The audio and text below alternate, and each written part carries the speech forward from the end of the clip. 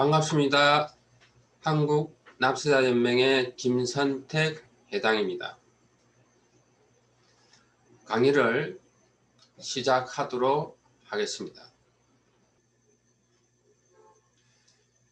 자, 2명 이상의 소득자가 있는 경우에 부양가족 공제를 누가 받는 것이 유리한가에 대해서 알아보도록 하겠습니다.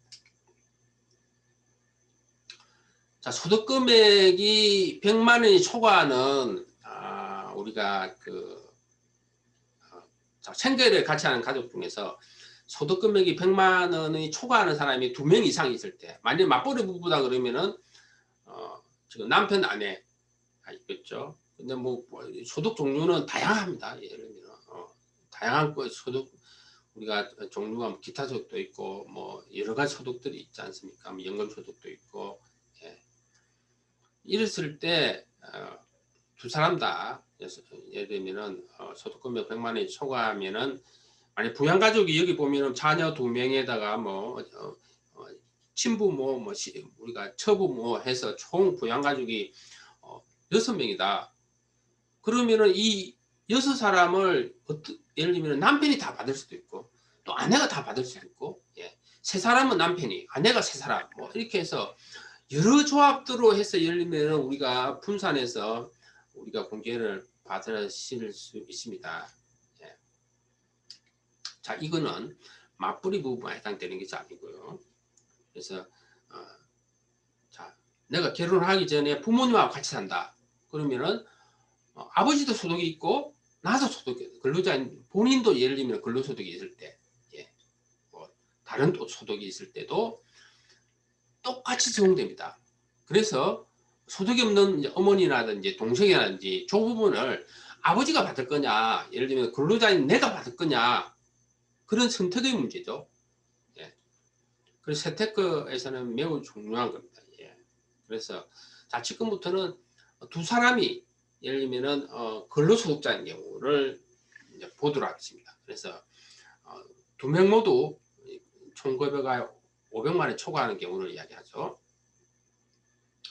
자, 이렇게 했을 때 부양가족에 대한 기본공제나 부양가족에 딸린 보험료, 기부금, 교육비, 신용카드 의료비를 누가 공제받는 게 좋은지를 우리가 알아보도록 하겠습니다. 자, 첫 번째가 예를 들면은, 자, 아내가 예를 들면 연봉이 1,400만 원이 안 된다 라고 하면은 우리가 이 결정세액이 제로가 나옵니다. 즉 면세점 이하죠. 결정세액이, 한 사람이 결정세액이 제로가 나와버리면 무조건 가족에 관한 모든 공제는 상대 프로로 예를 들면 몰아줘야 되겠죠. 남편이 공제를 받아야 됩니다. 이런 거는 경우에는 아주 간단합니다. 자, 두 번째로 연봉 차이가 많이 나고 그리고 부양가족 공제도 적다. 그리고 실질적으로 한계세율 차이가 굉장히 많이 나는 경우에는 연봉이 높은 쪽으로 일반적으로 몰면은 됩니다. 물론 뭐 특수한 사례도 있지만. 자, 세 번째가 가장 어려운 문제죠.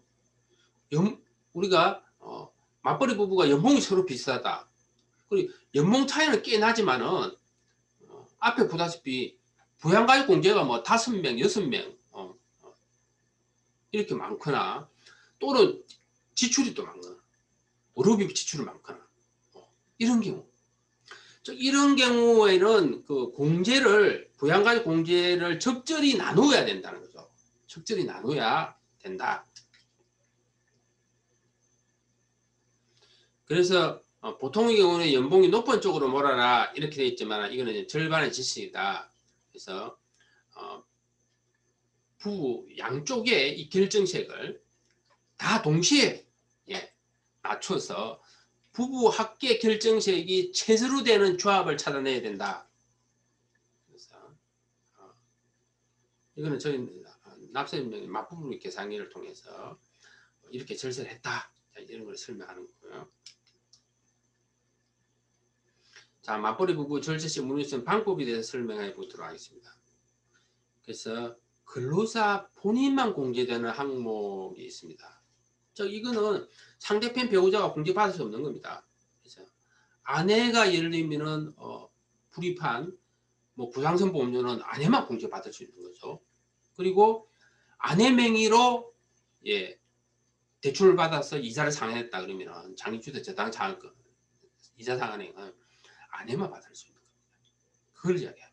근로자 본인만 공제되는 항목은 먼저 공제를 해야 되겠죠. 자, 그리고 배우자가 소득금액이 100만 원이 초과하게 되면은 배우자 기본공제도 안 되죠. 상대편에서. 예. 거기 따라붙는 배우자 보험료, 그리고 배우자 기부금, 배우자 신용카드 공제도 다 안 됩니다. 예. 단 부부 의료비는 한쪽으로 몰아서 공제가 가능합니다. 그래서 만일에 아내가 연봉이 3천만 원인데 본인만 공제받을 수 있는 항목을 쭉 예를 들면 공제를 일단 했습니다. 기본공제, 분유자 공제, 조금 연금보험료 공제 조금 했고, 그리고 연금저축도 400만 원을 가입을 했습니다. 그리고 본인의 이제 부장세 보험료, 실비보험을 100만 원 들었다 그러면은 자, 이런 것까지 다 공제를 하니까 결정세액이 제로가 나왔습니다. 예. 자, 이런 경우에는 부양가족에 관한 모든 공제를 남편이 공제받도록 해야 되겠죠. 두 번째로 예를 들면 부부의 연봉 차이가 많이 나고 예, 부양가족 수가 적고 공제금액도 적은 경우에는 예, 연봉이 높은 쪽으로 공제를 받으면 됩니다.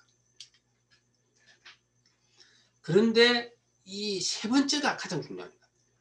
연봉이 비슷하거나 연봉 차이가 많지만은 부양가족 공제가 많은 경우에는 공제를 적절히 분산해야 됩니다. 자, 이 사례는 굉장히 특이한 사례인데요. 연봉이 1억 2천입니다. 그런데 결정세액이 제로가 나옵니다. 매년 연봉이 억대 연봉을 받으면서 결정세액이 제로라는 건 뭡니까? 세금을 한 푼도 안 내는 사람들이 한국에는 100명 이상이 됩니다. 상상이 안 되시죠? 굉장히 법이 잘못된 거죠. 자, 왜 그런지에 대해서 한번 잠깐 보도록 하겠습니다. 이 사례는 예를 들면 아까 장기주택 저당 자격금 이자 상환액 공제가 1,000만 원까지가 나가죠. 1,000만 원이 엄청난 소득 공제가 1,000만 원이 들어있고요. 그리고 의료비 공제가 840만 원이나 예를 들면 공제를 받았습니다. 의료비가 예를 들면 뭐 굉장히 많이 들은 경우도 있어요. 뭐 간이식 수술 같은 게 1억 원 정도의 수술비가 되고 몇 천만 원씩 이렇게 들은 경우에는 이런 사례가 나옵니다. 예. 연봉이 많아도 벤처 투자 또 소득공제가 있는 경우 이런 경우에는 결정세액이 제로가 나오는 경우가 있습니다. 그래서 무조건 연봉이 높은 쪽으로 온다. 이게 답이 아니라는 거죠. 예. 자, 그러면은 세테크의 기본 원리를 우리가 한번 공부해 보면은 첫째, 한계세율이 높은 쪽에서 공제받는 게 일단 유리하겠죠. 예. 두 번째, 두 사람 모두의 한계세율 구간을 이제, 낮추는 전략을 써야 되겠죠. 결국에는 사실상은 정확한 답은 두 사람의 결정세액, 두 사람의 부부 양쪽의 결정세액을 합쳐서 가장 낮은 조합을 선택을 해야 가장 유리합니다. 자, 그러면 부양가족 공제를 어떻게 나누어야 되지 않습니까? 나누는 것도 예를 들면 원칙이 있습니다. 그래서 자녀나 부모님, 형제자매를 남편이 기본공제를 받으면 거기에 따라붙는 보험료나 신용카드 공제도 남편이 받아야 된다. 이런 이야기를 하는 겁니다. 세법 내용이 그런 겁니다. 그리고 국세청은 또 하나 예를 들면 우리가 원칙을 제시했는데 지출자가 공제해야 된다. 이 요건까지도 예를 들면 국세청에서 유권 해석을 제시를 했는데 한번 보도록 하겠습니다. 만약 고등학생인 딸의 수업료가 아내의 통장으로 자동으로 이체가 되는데 기본공제는 남편이 받습니다. 남편이 딸의 교육비 공제를 받을 수 있나요? 이 국세청이 문의하니까 국세청이 안 된다고 했다. 왜? 예. 기본공제를 받는 남편이 자녀의 교육비 공제를 받아야 되고 그리고 남편이 교육비를 지출해야 된다. 아내 통장에서 이체되기 때문에 아내가 지출한 것을 본다. 그래서 남편은 공제금 못 받는다. 이런 답변을 한 겁니다. 좀 어이가 없는 답변이죠. 그리고 아내가 자녀의 기본공제를 받고 남편이 자녀 부양성 보험료를 지출한 경우에도 남편도 공제받으면 안 되고 아내도 공제받으면 안 된다. 이렇게 국세청에서는 답변합니다. 여러분 어떻게 생각합니까? 이런 국세청의 답변이 맞는 것 같습니까? 굉장히 조금 부당하죠. 특히 결혼 이후에 우리가 재산 행정된 거는 민법상 공동재산을 봐서 나눠도 이혼하면 우리가 나누도록 되어 있잖아요. 그리고 뭐 부부끼리 구분격리하는 것도 아니고요. 자, 그러면 여기서 여러분들한테 한번 질문해 보겠습니다. 국세청에서 누가 남편이 지출했는지 아내가 지출했는지 국세청 컴퓨터가 알 수 있을까요? 연말정산에서의 사실상은 여러분들의 적은 세무공무원이 아닙니다. 국세청 그냥 컴퓨터다 이렇게 보시면 됩니다. 국세청 컴퓨터에서 이거를 우리가 누가 지출했는지를 알 수 있으면은 부당공제 받으면 안 되겠죠. 자동으로 적발되기 때문에. 그런데 다행히도 국세청에서는 모릅니다. 왜 모를까요? 일자별로 우리가 신용카드 지출 금액은 국세청에서 통보가 안 됩니다. 월별로 총 얼마 지출했는지는 카드 회사에서 국세청 우리가 통보가 되지만 일자별 내역은 국세청으로 통보가 안 되기 때문에 당연히 국세청에서는 누가 지출했는지를 모릅니다. 자, 맞벌이 부부는 의료비 공제는 다른 거는 예를 들면 우리가 몰아서 공제가 안 되는데 의료비만은 몰아서 우리 부부의 의료비를 몰아서 공제가 가능하다고 되어 있습니다. 자, 여기 사례를 보면은 남편 연봉이 3천만 원인데 의료비는 연봉의 3%라는 최저 한도가 있다 그랬죠. 공제 문턱이 있다 그래서. 그래서 공제 문턱이 연봉이 3%인 90만 원입니다. 근데 부부 의료비를 합쳐보니 80만 원밖에 안 돼요. 이런 경우에는 남편이 공제를 받으면 당연히 이런 남편도 공제를 안 받는 거죠. 공제를 못 받습니다.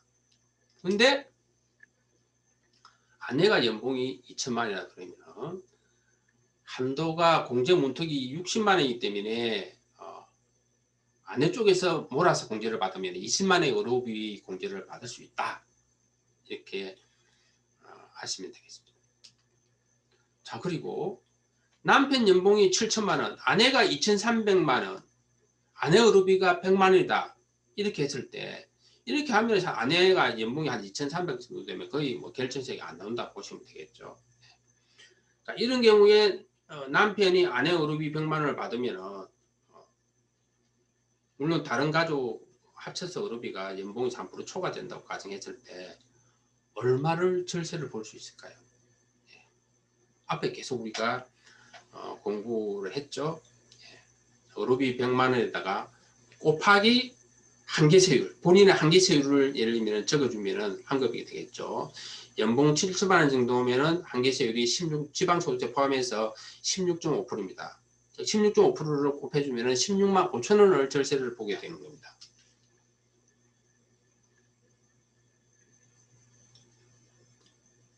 이거는 이제 앞에 사례와 마찬가지입니다. 설명했는데 지금 국세청에서는 맞벌이 부부인데 아내 치료비를 남편 카드로 결제하면은 아내가 예를 들면은 공제 못 받는다, 즉 지출을 안 했기 때문에 그렇게 지금 답변을 하고 있습니다. 자, 그러면 연봉이 비슷한 세테크 사례를 한번 보도록 하겠습니다. 연봉이 남편이 5천, 아내가 5,200원. 인적공제가 시아버지, 시어머니, 예를 들면 두 사람을 남편이 일단 받았고요. 친정어머니는 아내가 이제 받는 걸로 했고요. 그리고 소득공제 내역은 뭐 각 개인별로 틀리겠죠. 이건 하나의 가정 사례입니다. 그래서 연말정산을 이렇게 해보니까 부부의 결정세액을 두 사람을 합쳐보니까 남편은 결정세액이 이제 제로가 나와버려요. 그래서 합쳐보니까 266만 원이 나왔습니다. 그래서 이 경우에 이제 우리가 부양가족 공제를 이렇게 다르게 시뮬레이션을 한 겁니다. 시뮬레이션 해봤더만은 자, 남편은 시어머니 71세인 시어머니만 공제를 받고 시아버지하고 친정어머니는 아내가 받는 걸로 바꿔보니 남편의 결정세액이 110만 원 정도 나왔고 아내가 27만 원 정도 나와서 합쳐보니까 142만 원 정도가 나왔습니다. 그리고 보니까 우리가 결정세액이 낮은 것이 유리하죠. 실질적으로는 우리가 120만 원 정도의 절세를 받다 이런 사례를 만들어 본 겁니다.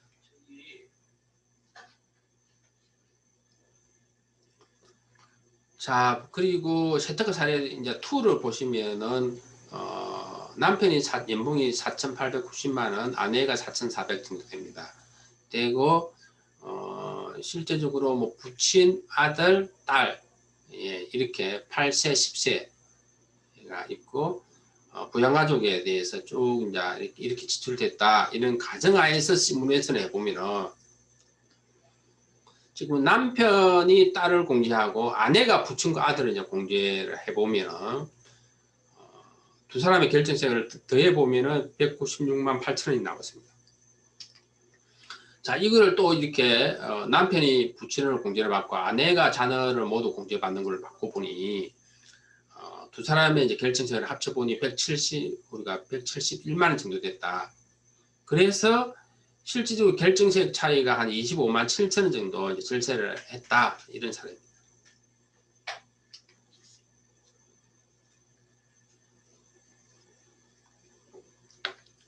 맞벌이 부부 이 절세 시뮬레이션은 개인이 계산기를 못합니다. 이거는. 계산기를 사용해야죠. 맞벌이 우리 절세 계산기는 저희 납세연명에서 한 2003년도에 저희가 개발을 해서 한 3년 정도 운영하다가 그때 우리가 이용자가 조금 적어서 저희가 개발을 중단을 했고 그리고 지금 몇 년 전부터 저희가 또 다시 만들어서 사실 사용하고 있습니다. 근데 뭐 올해도 저희가 이거를 만들어야 되냐 저희가 뭐 하여튼 재정적으로 좀 어려움이 있어서 고민을 했었는데 올해까지 일단 저희가 좀 서비스를 좀 하고 있습니다. 그래서 저희 납세연명 절세 계산기는 사용하기가 조금 불편하지만 수동이다 이렇게 보시면 돼요. 근데 국세청은 자동입니다. 자동인데 이 맞벌이 우리가 계산기가 굉장히 이용하기가 좀 까다로운 조건이 있다. 무슨 조건이 있냐? 부부 두 사람이 다 국세청 우리 홈택스 가서 연말정산 예산세액을 계산을 해야 됩니다. 정확하게 연봉하고 뭐 사대보험 입력해서 예산세액을 결과까지 계산하고 그리고 한쪽 배우자가 정보 활용 동의를 해줘야 돼요. 그래야만이 예를 들면은 최적의 우리가 절세 우리가 결과를 부양가족으로 어디다가 공제받으면 가장 한급액이 더 증가할지에 대해서 지금 알려주는 계산기입니다. 사실 납세매 아이들을 국세청에서 가져간 거죠. 가져가서 몇 년 전부터 만들어서 운영을 하고 있습니다. 자, 지금부터는 우리가 한쪽 배우자는 근로자, 한쪽은 사업소득자, 기타소득자, 뭐 연금소득자 이런 경우도 있겠죠. 예, 이런 경우에 부양가족 공제를 어떻게 해야 되는지에 대해서 조금 알아보도록 하겠습니다. 이건 조금 어려운 내용인데요. 자, 연말정산은 여러분들이 잘 알 거고요. 근로소득자의 연말정산하고 사업을 하시는 분하고 그리고 기타 소득자 이런 분들이 세금 계산하는 것이 거의 대동소이합니다. 대동소이한데 근로자만 공제되는 항목들이 많이 있습니다. 여기 이제 빨간 표시로 되어 있는 것들이 대부분이 이제 근로자만 공제가 됩니다. 뭐 신용카드 공제라든지 뭐 보험료, 기부금, 교육비, 의료비 공제 이런 세액 공제 같은 경우에는 사업소득자나 기타 소득자한테는 적용이 안 됩니다. 그래서 사업소득자나 기타 소득자들이 세금 계산하는 흐름들을 쭉 보면은 거의 비슷하죠. 예, 거의 비슷한데 동일한 것은 기본공제 그리고 추가공제 이런 내용은 거의 같습니다. 예, 뭐 기부금도 우리가 사업소득자가 공제가 되고요. 그래서 근로제공기간에만 지출되는 항목을 쭉 보시면 되겠습니다. 여기 보다시피 이제 이게 소득금액 100만 원의 초과를 하게 되면은 보통의 경우에 이제 그 부양가족에 관한 이제 그 신용카드, 보험료, 의료비, 교육비 공제는 사업소득자들은 공제 혜택을 못 보게 되는 겁니다. 예. 그래서 근로자하고 사업자하고 한계세율, 즉 세율에 관한 표가 틀립니다. 왜 틀린다 그랬죠? 제가 초급 강의에서 자세히 강의했는데 근로소득 세액공제가 적용되는 구간에 있어서는 한계세율이 낮습니다. 그래서 가표가 1326만 원 이하인 경우에는 사업자가 일단 한계소율적인 측면에서는 훨씬 더 유리합니다. 단 불리한 것도 있죠. 예, 사업소득자는 부양가족에 관한 신용카드 공제나 의료비나 보험료 공제 이런 것들이 안 됐습니다. 이거는 그 앞에 있는 내용을 그냥 금액으로 계산한 겁니다. 보시기 바랍니다. 자, 사례를 보면은 부양가족인 아버지가 72세다. 그러면 뭐 기본공제, 갱년기공제, 신용카드 공제, 의료비 공제, 또 기부도 하셔가지고 아버지가 기부금 공제도 있다. 만일에 이렇게 이제 가정을 했을 때 남편이 사업하시는 분이고 아내가 근로소득자입니다. 그래서 아버지를 사업소득자인 남편이 공제하면 얼마나 예를 들면 절세를 보느냐를 계산해 보도록 하겠습니다. 사업소득자도 기본적으로 기본공제하고 추가공제를 똑같다 그랬죠. 예. 그래서 기본공제, 갱년기공제 합치면 250만 원 곱하기 한계세율이 38.5%입니다. 이분은 좀 많이 높죠. 예, 그래서 96만 원 정도 세금한 걸 혜택을 보게 되는 거.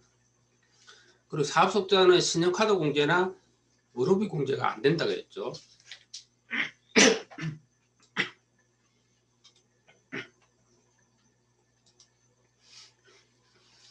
사업소득자는 신용카드 공제나 의료비 공제가 안 됩니다. 그렇지만 기부금 공제는 됩니다. 그래서 지정기부금 100만 원에 대해서 16.5% 세액 공제를 받게 되는 거죠. 합쳐 보니까 110만 원, 112만 원이 세금 환급 혜택을 보시게 됩니다. 자, 그런데 근로자인 아내는 가표 구간이 상당히 낮습니다. 남편보다 한계세율이 한 16.5% 정도 구간에 있고, 그래서 기본공제나 갱년기 공제가 똑같이 250만 원이지만 한계세율이 16.5%로 이제 낮게 적용되는 거고요. 그렇지만은 한계세율이 낮은 대신에 아내가 공제하게 되면은 아버지에 대한 신용카드 공제나 의료비나 이 부분이 추가로 또 공제가 되는 거죠. 그래서 이 부분에 대해서 우리가 절세액을 쭉 계산해 보면은 총 절세액이 이제 100만 원이 조금 넘습니다. 100만 원이 조금 넘네요. 그래서 결론적으로는 남편이 아버지를 공제하는 것이 더 좋다, 이런 결과가 나왔습니다. 두 번째 사례를 보면은 이 경우는 부양가족 자녀가 이제 8세다 그러면은 자녀 기본공제와 자녀 세액공제 그리고 의료비, 교육비가 있습니다. 이런 경우에 사업장인 남편이 공제를 하게 되면은 기부공제나 자녀세 공제 똑같습니다. 예. 그렇지만 의료비나 교육비는 공제를 못 받는 거죠, 사업자는. 그래서 총 41만 2,500원을 한것 받습니다. 근데 아내가 그 가표가 굉장히 좀 낮습니다. 가표가 조금 가표가 한 1,200 정도가 되고 결정세액이 한 32만 원밖에 안 나옵니다. 그래서 한계수율이 굉장히 낮아가지고 일단 기본공제에 대한 절세액은 굉장히 적고 자녀세 공제 그대로 동일합니다. 그리고 의료비, 교육비가 이제 근로자랑 공제되기 때문에 세액 공제율을 적용하면은 총 아내가 절세액이 77만 원 나옵니다. 77만 원 나오지만은 아내는 결정세액이 32만 원이기 때문에 결정세액을 한도로 우리가 절세 환급을 받을 수 있습니다. 그래서 우리가 그 세액공제를 아무리 많이 받아도 결정세액을 한도로 세금 환급을 받는다. 절세액은 결정세액이 최고 큰 금액이다. 최고 한도다. 이렇게 보시면 되겠습니다. 그래서 이 경우도 결론적으로 이야기하면 남편이 공제하는 것이 조금 더 유리하다. 이런 결과가 나왔습니다.